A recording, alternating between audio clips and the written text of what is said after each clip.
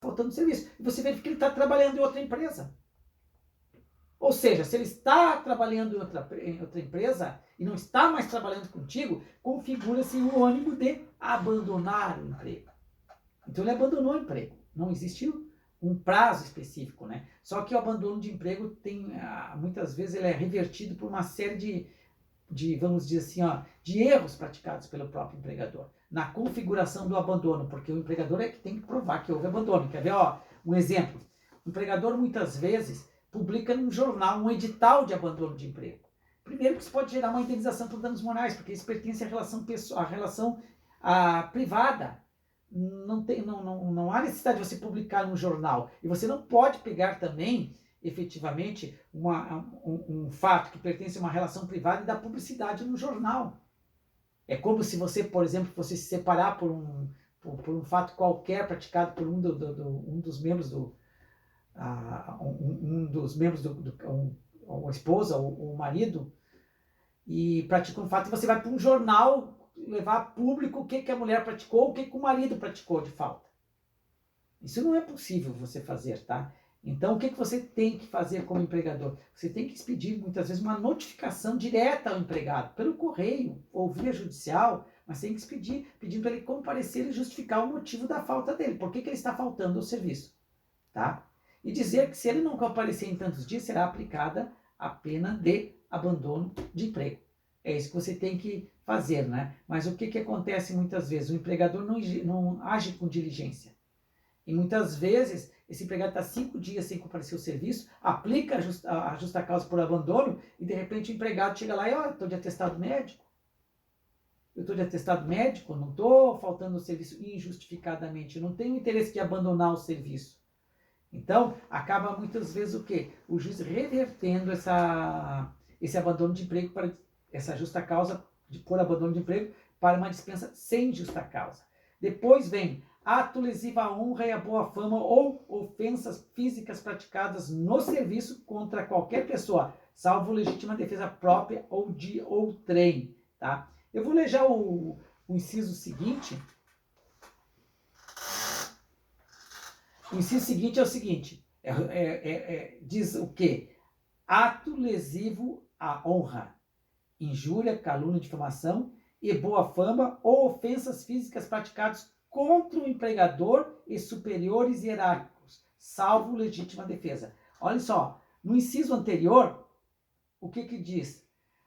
Ato lesivo à honra, boa fama ou ofensas físicas praticadas no serviço contra qualquer pessoa. Então, se o empregado agride fisicamente qualquer pessoa dentro do serviço, é possível de ser a ele aplicada uma dispensa por justa causa.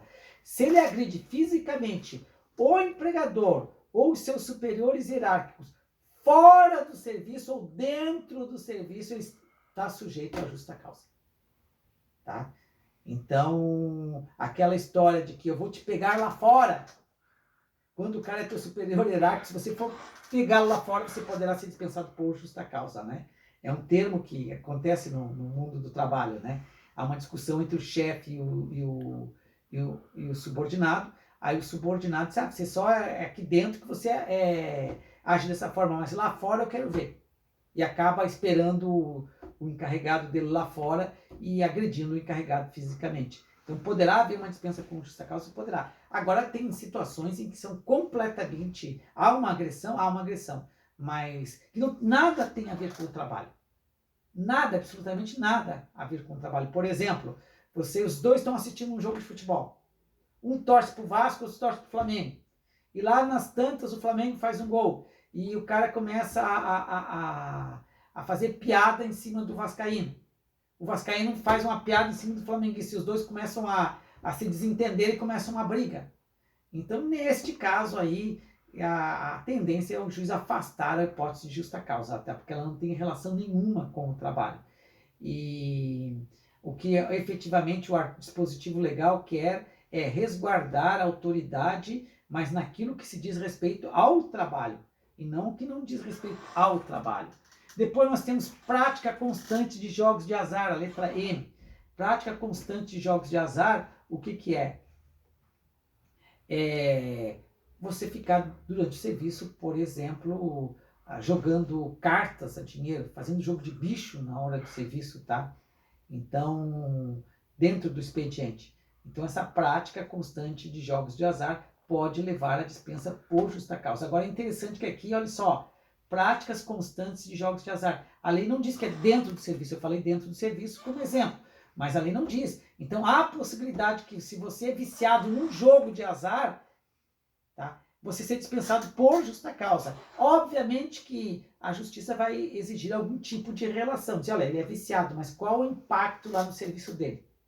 Tá? Tem algum tipo de impacto? O cara pode dizer sim, ele exerce uma função de extrema confiança, ele é meu tesoureiro. E como é que eu vou confiar numa pessoa que está viciada num jogo? Está perdendo, está toda endividada por causa do jogo? Uma prática, esse exemplo que eu já tinha dado para vocês, tá? Mas volto a repetir porque se enquadra aqui. Agora, eu nunca vi uma empresa dispensar um empregado por esse motivo, tá? Eu nunca vi em 26 anos de magistratura, em mais 8 de advocacia trabalhista e agora em mais 1 de advocacia trabalhista também, eu nunca vi um empregador dispensar um empregado por práticas de jogos de azar. Porque normalmente o que acontece? Se isso ocorre, o empregador fica desconfiado, ele acaba dispensando o empregado sem justa causa. Ele não dispensa o empregado por justa causa. Então, daí isso não vem para a justiça, tá? Depois nós temos outra situação que é uma das últimas colocadas no artigo 483, é quando o empregado ele tem uma autorização para trabalhar. E ele perde essa autorização. Vamos imaginar alguns exemplos. O vigilante ele tem que fazer determinados cursos.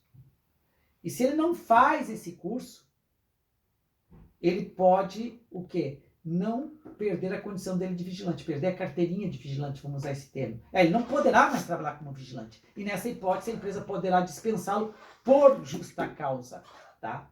Poderá dispensá-lo por justa causa. Isso foi introduzido no artigo 482 da CLT pela reforma trabalhista, artigo 4, pela reforma trabalhista, lei 13.467. Olha só, você tem um médico que trabalha numa empresa. E esse médico tem a carteira de médico dele cassada. Ele perde a autorização de atuar como médico. Um advogado pode acontecer a mesma coisa, um engenheiro pode acontecer a mesma coisa. E aí o empregador poderá dispensá-lo por justa causa, porque não há mais possibilidade de dar continuidade ao contrato, ou seja, não é como levar o contrato ao termo, o contrato não poderá mais ser executado. E aí poderá o empregador aplicar uma dispensa por justa causa, tá? Então, pessoal, eu termino aqui a aula de hoje. E na próxima aula nós vamos ver as faltas praticadas pelo empregado, pelo empregador, o artigo 483, que é a chamada rescisão direta do contrato, a culpa recíproca, tá? E daí eu vou fazer para vocês um esqueminha também para mostrar o que você tem direito quando há uma justa causa, o que você tem direito quando há uma dispensa sem justa causa. Eu já no início dessa aula já falei algumas coisas, tá? Mas é muito importante, porque eu quero que vocês aprendam o quê? Aprendam a fazer o cálculo trabalhista, tá? Normalmente o empregado chega no seu escritório e quer saber quanto dá as verbas rescisórias. Ele chega lá, doutor, quanto dá de verbas rescisórias? Daí você tem que fazer um cálculo das verbas rescisórias. E para fazer esse cálculo, você inicialmente tem que saber qual é a base de cálculo das verbas rescisórias. Por isso que quase todas as provas, os exercícios que eu faço com vocês, eu trabalho com formação de base de cálculo, porque isso é o primeiro ato que você deverá praticar quando for fazer o cálculo das verbas trabalhistas desse empregado, tá? Dizer qual é a base de cálculo.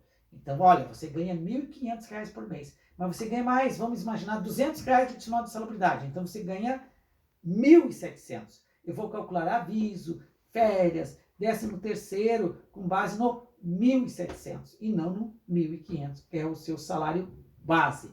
Então, você faz esse cálculo. Nós vamos evoluindo, tá, pessoal? Se vocês tiverem alguma dúvida, vocês podem postar ali no mural as dúvidas que vocês têm, eu responderei as dúvidas, porque eu estarei sempre disponível para vocês no dia da aula. Eu estou sempre disponível, normalmente das 7h30, 7:45 até as 10h30. Vocês podem me acionar também pelo WhatsApp. Não esqueçam, 99609-5967. Vocês podem também pelo e-mail ricardocordovadiniz@gmail.com. E não esqueça que a Univale sempre está contigo. Um abraço.